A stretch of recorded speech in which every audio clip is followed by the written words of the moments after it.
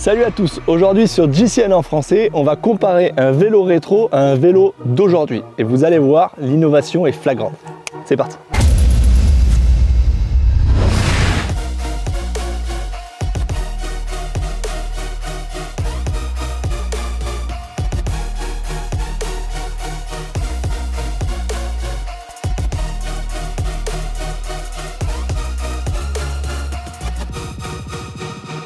Et on commence tout de suite avec la présentation de ce magnifique Vitus Duralinox de 1983. Évidemment, on n'a pas pris n'importe quel vélo, on a pris le haut de gamme de ces années-là pour le comparer au haut de gamme de nos jours. Alors, ce magnifique cadre est en tube aluminium avec des raccords en acier. Eh oui, plus tard, on aura vu des tubes en carbone avec des raccords en alu. Bah là, c'était la version encore avant. À noter le groupe Campagnolo. Là non plus, c'est pas n'importe quel Campagnolo, c'est le 50e anniversaire qui était limité à seulement 5000 exemplaires. Il est magnifique, le vélo est neuf, il n'a jamais servi, toujours exposé.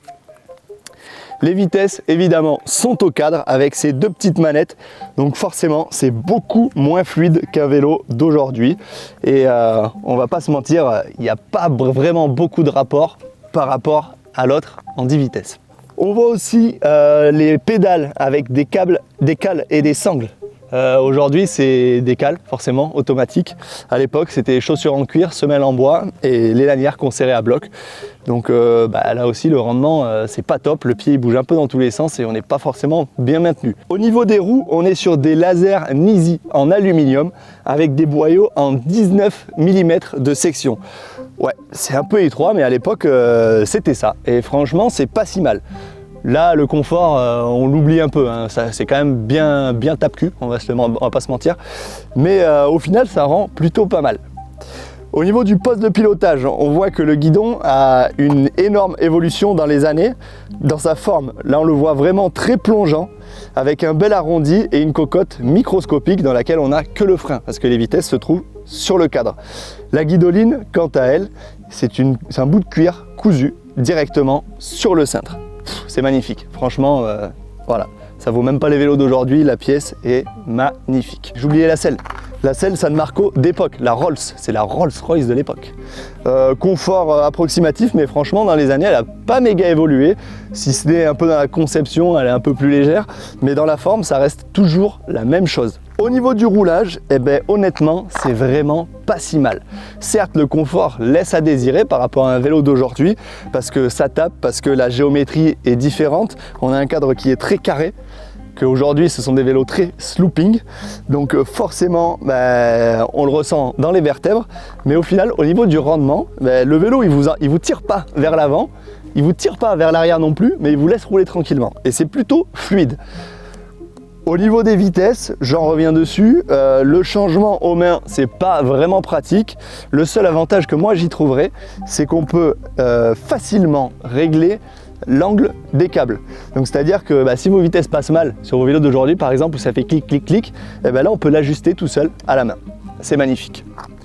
Au niveau du freinage, on est sur des étriers de frein dits classiques avec un seul pivot. Aujourd'hui on en voit deux, mais je vous le présenterai tout à l'heure, mon Colnago. On voit deux pivots, frein en caoutchouc sur jante en alu. C'est du classique, j'ai envie de dire. Bon, ça freine pas super bien, mais pour l'époque c'était le top du top. Et honnêtement, moi je repartirais bien avec ce vélo. Bon, on va quand même passer sur mon Colnago et vous allez voir l'évolution du matos qui est dingue.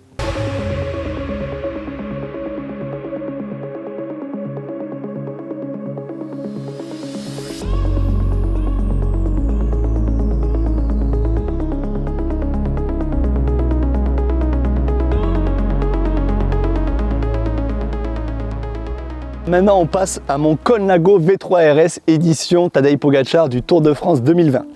Bon, je vous le représente, mais on a déjà fait un pro bike dessus bien détaillé. Alors ce Colnago full carbone, évidemment, avec un cintre carbone, potence alu, équipé tout en Campagnolo, super record, dernière génération.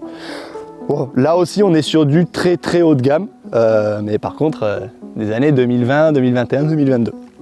Le groupe Campagnolo des cocottes ergo, contrairement au Vitus qu'on a vu tout à l'heure où on n'avait pas vraiment envie de mettre les mains dessus, on préfère mettre les mains en bas ou les mains en haut. Le cintre, on voit l'évolution là qui est tout plat, voilà, avec vraiment une position ergo pour la main et ensuite l'arrondi pour mettre les mains en bas. On arrive du côté de l'assise avec une selle qui est vachement plus épurée quand même, avec son rail en carbone, selle Italia. Bon là, on vous a pas sous-pesé les selles ou sous-pesé les vélos. Bon, peut-être qu'on vous le fera sur la fin de la vidéo, attention. Mais là, on est sur de la machine de guerre d'aujourd'hui.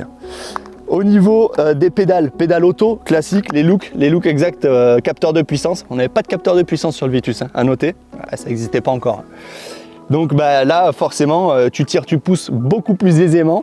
Tu ressens plus facilement ton vélo et avec un vélo comme ça qui est tout en carbone, avec des magnifiques roues Vision en 55 mm, des boyaux en 25, le rendement n'a rien à voir. Alors autant l'autre ne nous tirait pas vers l'arrière, il ne nous tirait pas vers l'avant, il nous laissait rouler tranquille, autant celui-là il nous pousse. Il nous demande qu'à en remettre tout le temps. Au niveau des freins, je l'ai spécifié tout à l'heure, vous voyez, il n'y avait qu'un seul pivot sur les freins du Vitus, sur le vieux groupe Campagnolo. Ici, c'est une nouvelle génération, c'est sorti il y a 2-3 ans maintenant, c'est sur 2 pivots. Donc le freinage est beaucoup plus puissant et beaucoup plus précis que sur celui d'un seul pivot, même d'il y a 4-5 ans. Le poste de pilotage, j'en reviens, mais guidon carbone, beaucoup plus rigide que l'autre, plus ergonomique, je l'ai déjà dit.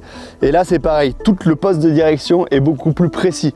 Donc que ce soit en descente dans les virages ou l'autre, bon, on le sent un peu tangent, ben celui-là, on place la roue avant où on veut, quand on veut, et puis on peut vraiment l'engager. On sait qu'il y a tout qui tient et rien qui partira.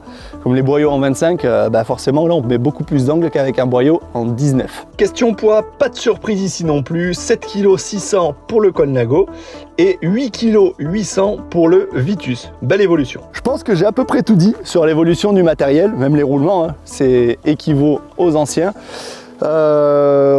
On a fait le tour, on va pouvoir rentrer à la maison. Moi, je crois que j'ai vite fait mon choix. Je repars avec le Vitus, c'est sûr, parce que ce vélo, il a vraiment une âme. Allez, ciao!